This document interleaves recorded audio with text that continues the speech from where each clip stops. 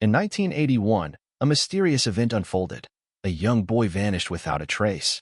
22 years later, his distinctive jacket was discovered in a locked locker at his former school, only deepening the enigma. On that fateful day in 1981, the 14-year-old left an arcade and never returned home. The police offered their theories. The school provided no satisfactory answers, but his mother, driven by inconsolable hope, never ceased her search for a moment. For 2 decades and 2 years, the truth remained hidden until someone opened a door that seemed destined to stay shut forever. The air that summer day was thick with the ubiquitous dust that settled on the skin after school. It was that dry, enveloping atmosphere familiar only to children and heat-cracked sidewalks. It was early June 1981, a Friday. 14-year-old Ethan Miller, despite the heat, was wearing his recognizable red windbreaker, zipped up to his neck. His mother, Eleanor Miller, had told him countless times not to wear it in such weather, but Ethan, as usual, was deaf to her admonitions. For him, it wasn't just clothing. The jacket was an integral part of his identity.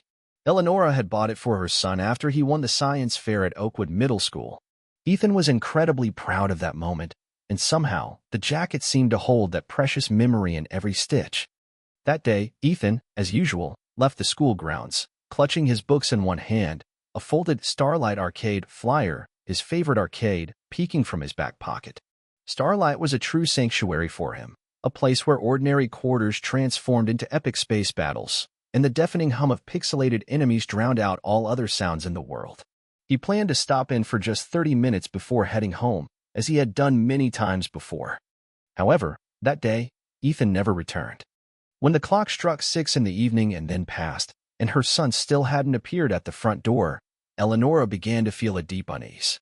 Ethan was never late, not once. Every few minutes, she peered out the window, expecting to see his slender figure walking down their street, the red flash of his windbreaker swaying with his steps. By 7, she was calling neighbors. By 8, she was on the phone with the police. "I need to report my son missing," she said to the operator, trying to keep her voice steady. "Ethan Miller, he's 14. He hasn't come home from school." A brief pause hung on the other end of the line. "Ma'am, it's not uncommon for boys that age to just leave. Maybe he's at a friend's," the voice suggested. "No," Eleonora quickly replied. "He doesn't do that. He's never late. He doesn't just leave." An officer finally arrived around 10:15 p.m. that night. He was young, pale, and looked more annoyed than concerned. He took down Ethan's description: red jacket, khaki pants, sneakers with a blue stripe. He asked standard questions, but seemed to write little down. "Sometimes kids just need a break, you know," he offered casually. "He'll probably be back in the morning." Eleonora's lips thinned into a tight line. "He's not a runaway. He was supposed to help me make dinner tonight. He never misses dinner." The officer nodded but didn't argue. He promised to file a report, then left with a casual, "Let us know if he shows up." That night, Eleonora didn't sleep a wink. She spent the night in the kitchen, leaving the porch light on, Ethan's empty plate still untouched on the table. Constantly, sounds from outside reached her ears, the neighbor's dogs barking, gusts of wind chasing trash down the curb. And each time, she rushed to the window, but it wasn't him. By morning, she called the school. The secretary sounded half asleep. "Ethan Miller? Oh, I think he was marked present yesterday. Have you tried calling his friends?"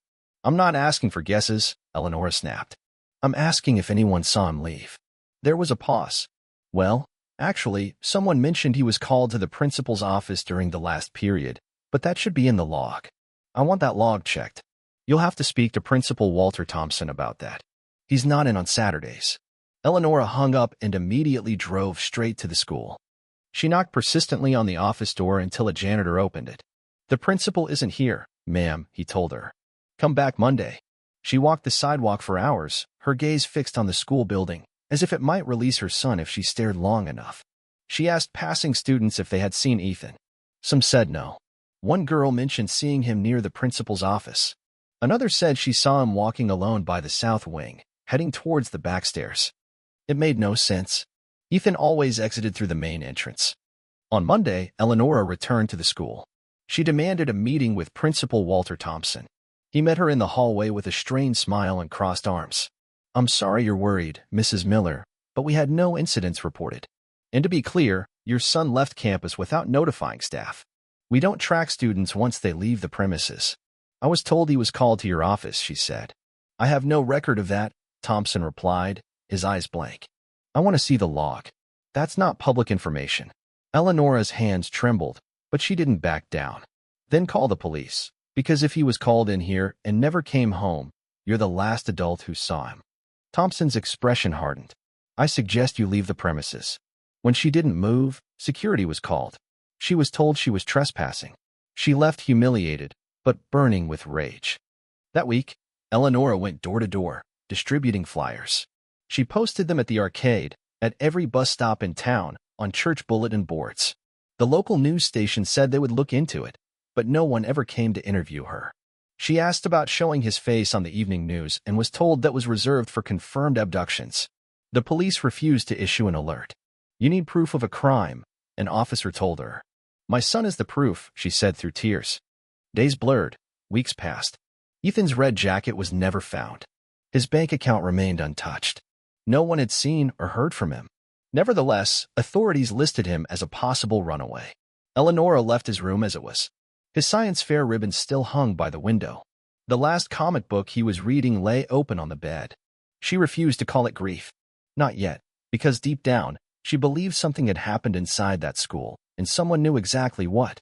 The days after Ethan's disappearance were not filled with search parties or press conferences. No helicopters circled the town. There were no candlelight vigils or front-page headlines.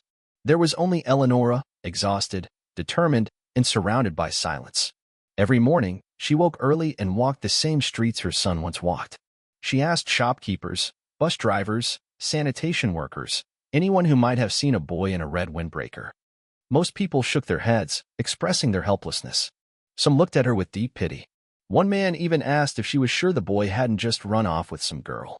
He's 14, Eleonora snapped. He was supposed to come home for dinner. She stopped going to work. The school cafeteria could function without her, but her son's case could not. Eleonora called every police officer whose number she could find. And when they stopped answering her calls, she personally showed up at the station, armed with a notebook full of names, dates, and places. She brought one of Ethan's shirts for the scent dogs. She was told they had no dogs available. She offered to pay. They refused. It was that same week that she first met Officer Daniel Harris, a young rookie assigned to her case. He looked barely older than Ethan and held his notebook as if it might catch fire in his hands. Did you interview the principal? She asked him.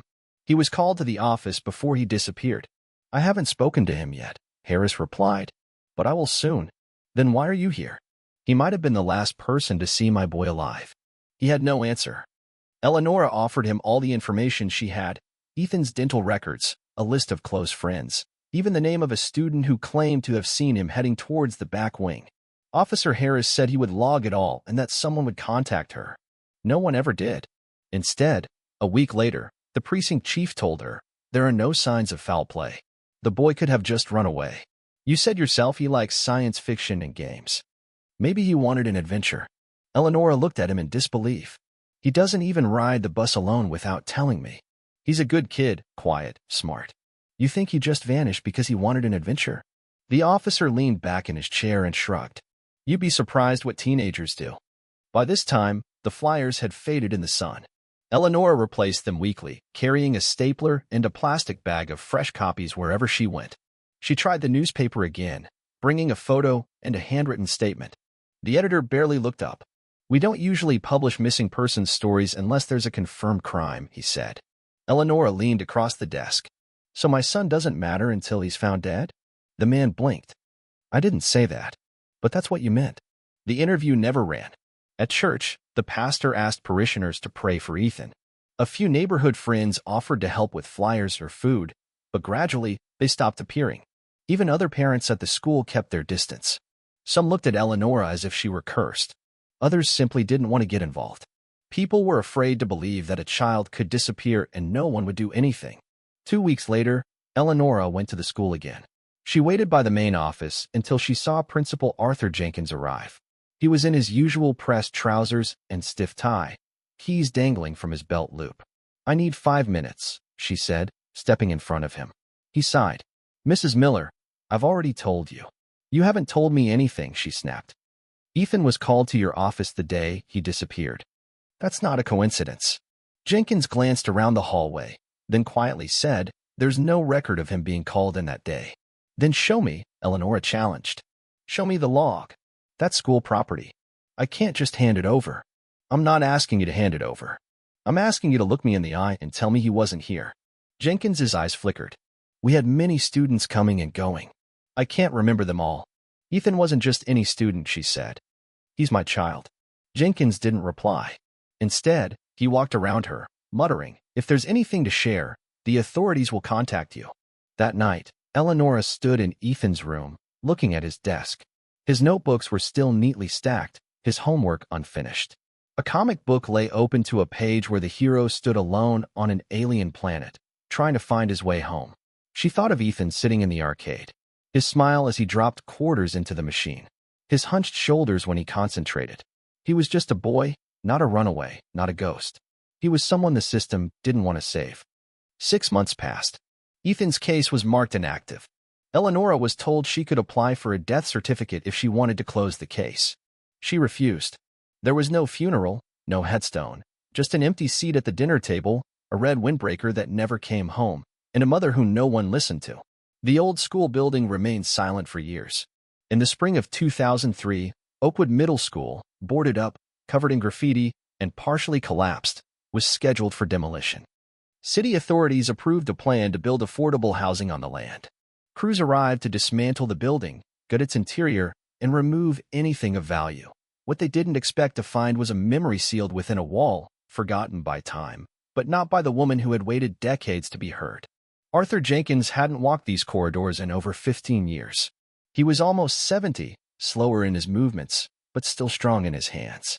When a contractor called and asked if he'd help clear out the junk in the Oakwood section basement, old desks, filing cabinets, broken lockers, he hesitated at first, but something pulled him. Perhaps guilt, perhaps something deeper. He arrived early, before the noise of machinery and jackhammers. The old key still worked. As he entered, the smell of mold, dust, and long-forgotten floor polish washed over him. He walked past the cafeteria, the library, the trophy case where plaques once hung, now removed or stolen. Then he descended the narrow stairs to the basement, to the part of the school no one ever liked to be in. The air down there was heavier. The fluorescent lights barely worked, flickering like old memories trying to stay alive. Arthur Jenkins had always hated the back locker section. In the early 80s, this entire wing had been sealed off due to a supposed mold problem. No one had touched it since. He took a crowbar, wedged it into the frame of a rusty locker, and pulled until the metal bent. Most were empty. A few held dusty shoes, old textbooks, even a cheerleading pom-pom hardened with age. And then, in the last row, near a bricked-up wall, he found it. A locker with a loose back panel. He pulled it. The wood behind the steel had rotted, and as it cracked, something soft fell forward. It was a red windbreaker. He froze. The collar was faded. The fabric was stiff but still intact. He turned it over. Inside the collar, in faded permanent marker, the name was written in clear block letters, Ethan M. Arthur Jenkins sat on a stool for a long time. That name had lived in whispers for over 2 decades. He remembered the posters, the weeping mother, the questions everyone tried to ignore. When the school sealed the basement, no one explained why, only that it was for health reasons. He stood, jacket in hand, and walked out. That same day, Olivia Davis was sifting through her inbox. A local journalist with a reputation for cracking cold cases, she had grown up just 5 blocks from Oakwood Middle School. She had never forgotten the boy with the wide eyes and the red jacket. His face used to be taped to the telephone pole near her old house. Arthur Jenkins's email was short. No subject line, just a photo of the jacket and a message. Found this in a sealed locker today. I think it belonged to the missing boy. Thought someone should know. Olivia Davis dropped everything. She called him immediately. An hour later, she was driving to his home, a voice recorder in one pocket, a camera in the other.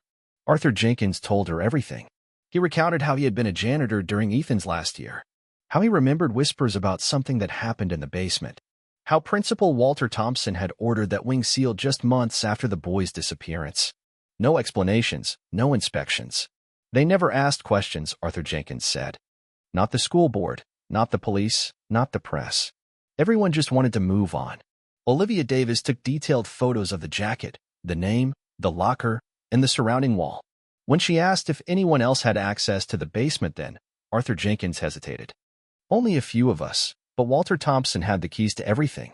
That night, Olivia Davis published the first draft of her article. Jacket found in demolished school may belong to teen missing since 1981. She included a photo of Ethan, a close-up of the name tag, and an excerpt from a decade-old local broadcast interview with Eleanor Miller, where she pleaded for someone to believe her.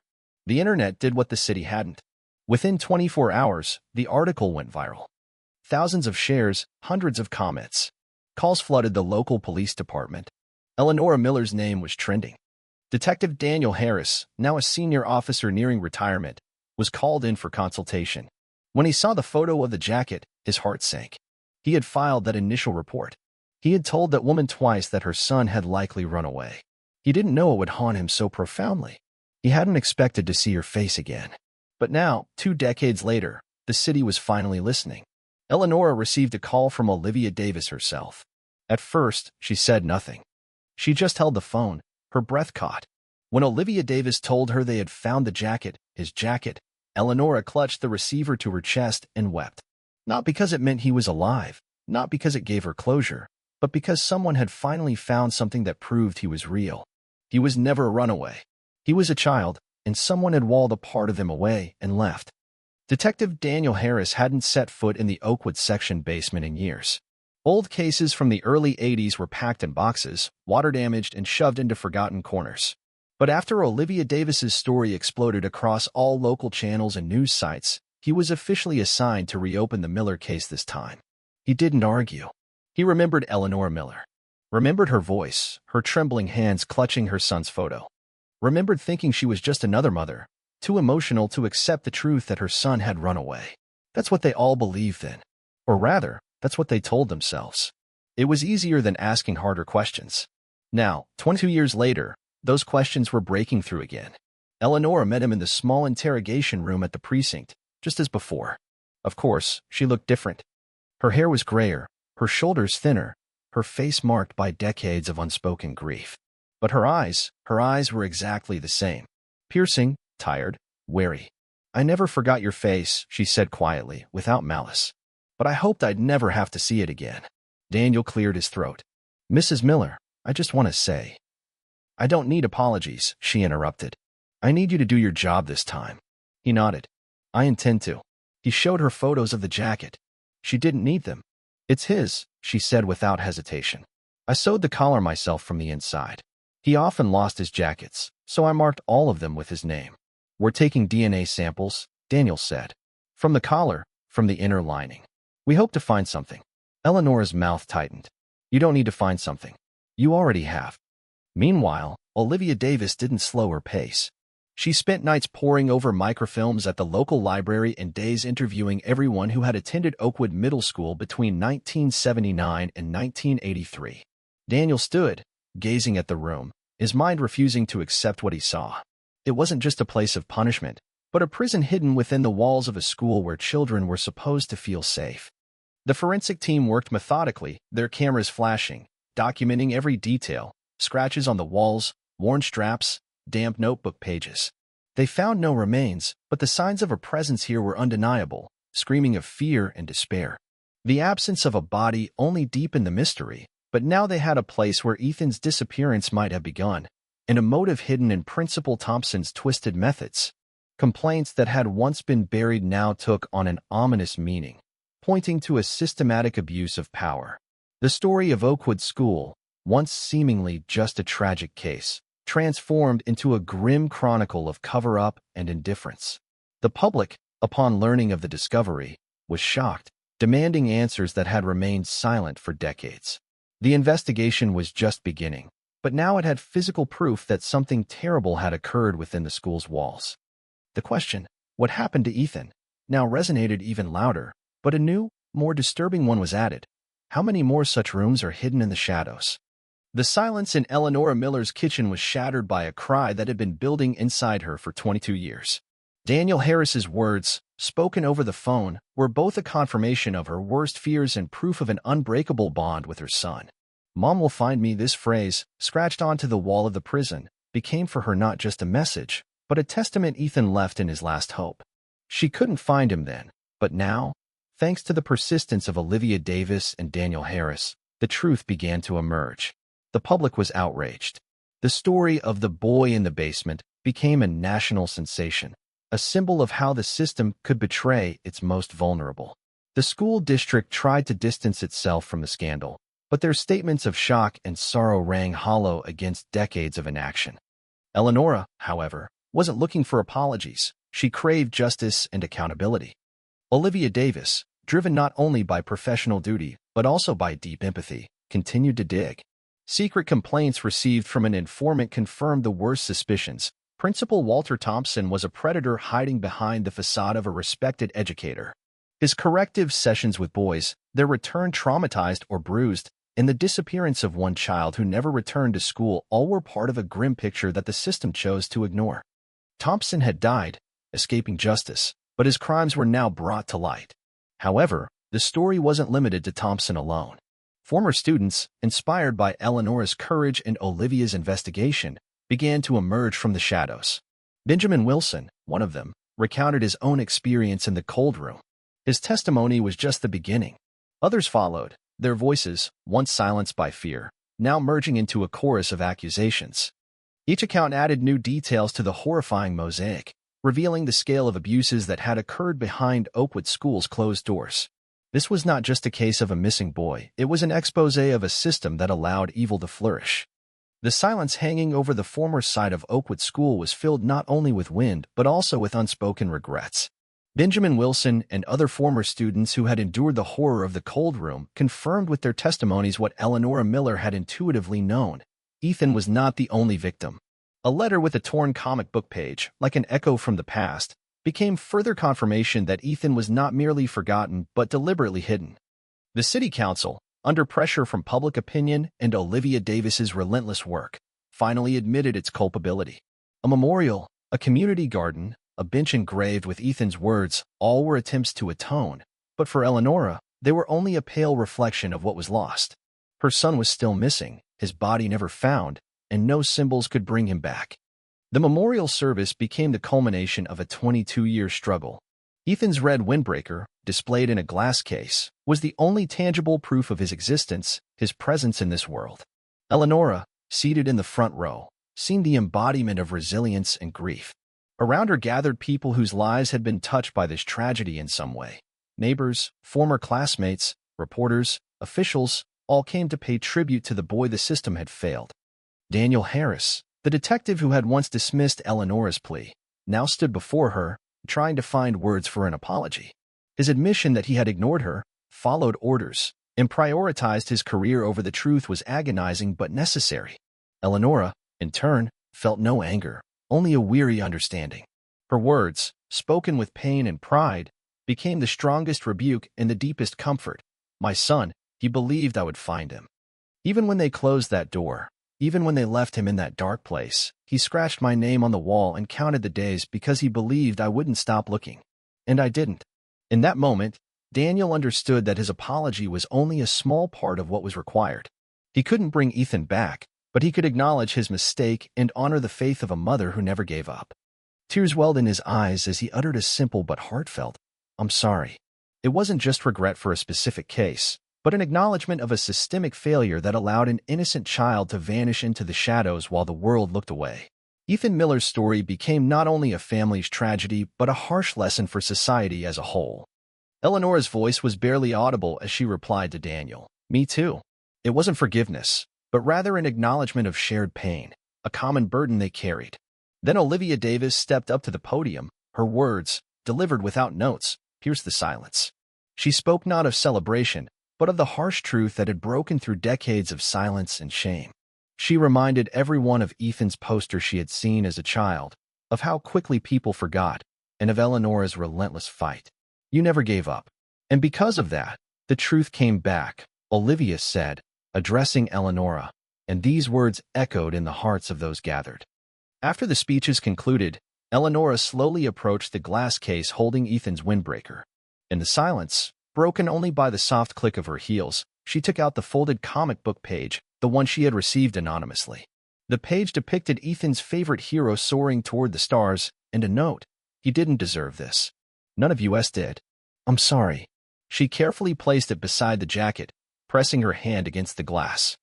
In that silent gesture, there was more pain and love than in any words. Later that night, as the crowd dispersed, Eleonora returned to her changed yet still familiar home. The porch light flickered, the screen door creaked, and on the mantelpiece, Ethan's photo still stood, the one with his awkward school smile and hopeful eyes. She sat in the living room, gazing at it, and pondered Daniel's question about justice. What was justice for a boy locked behind a wall? What was justice for a mother who spent half her life pleading to be heard? There were no arrests, no trials. The main culprit had died, escaping punishment. The district offered apologies, memorials were created, and foundations established.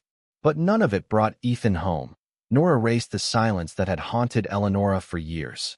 Nevertheless, she knew something had changed. People now saw Ethan, remembered him. And somewhere in that small, rusty room where he never should have been, Ethan believed she would find him. And she did find him. Not in time, but in truth. And sometimes, that is the only closure this world is willing to give. It wasn't a victory in the traditional sense, but it was finding peace in the knowledge that her son was not forgotten and his story was finally told. Sometimes, that is the only closure this world is willing to give. For Eleonora, this closure was bittersweet, but it brought with it something precious: recognition. Recognition that her son existed, that he suffered, and that his disappearance was not a simple runaway case, but the result of a monstrous crime hidden behind the school walls. Ethan Miller's story in the Oakwood School became a national symbol.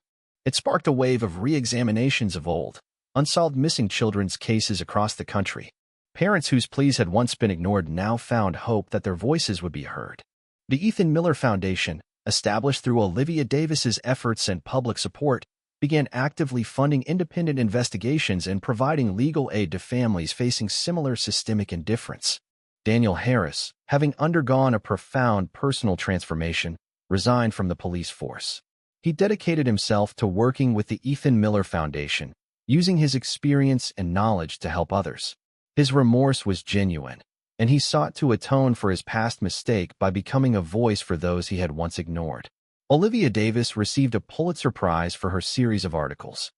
Her work not only uncovered the truth about Ethan, but also raised important questions about the accountability of educational institutions, about power and its abuse, and about how easily society can turn away from uncomfortable truths. Eleonora Miller continued to live in her home, surrounded by memories. She often visited the community garden, where flowers now bloomed on the site of the former school. The bench engraved with the words, "Mom will find me," became a place of pilgrimage for many. She sought no fame, no revenge. Her only wish was for Ethan to be remembered, for his story to serve as a warning. Ethan Miller, the boy locked in darkness, became a light that illuminated the hidden corners of indifference and injustice. His name, once a whisper, now resonated loudly, reminding everyone that even in the deepest darkness, a mother's hope and faith can break through to find the truth. And though his body was never found, his spirit, his message scratched on the wall, forever remained in the hearts of those who finally heard his cry. His cry, scratched on the wall, became not just an echo of the past, but a bell-tolling, awakening conscience. Ethan Miller's story, once a single family's tragedy, transformed into a catalyst for change that affected the very foundations of the education system.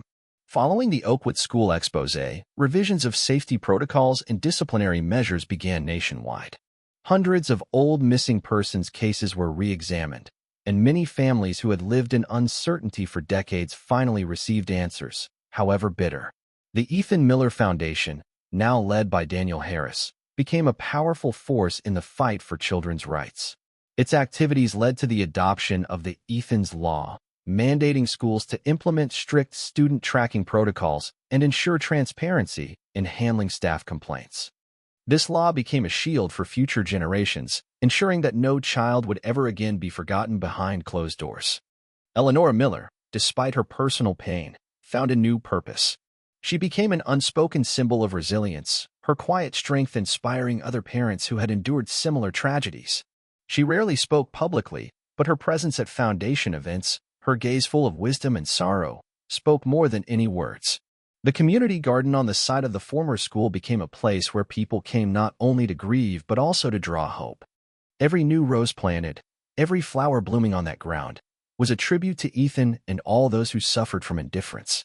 Ethan Miller, the boy whose name was once just a line in a police report, now lived in every new law, in every child saved, in every family that found peace because of his story.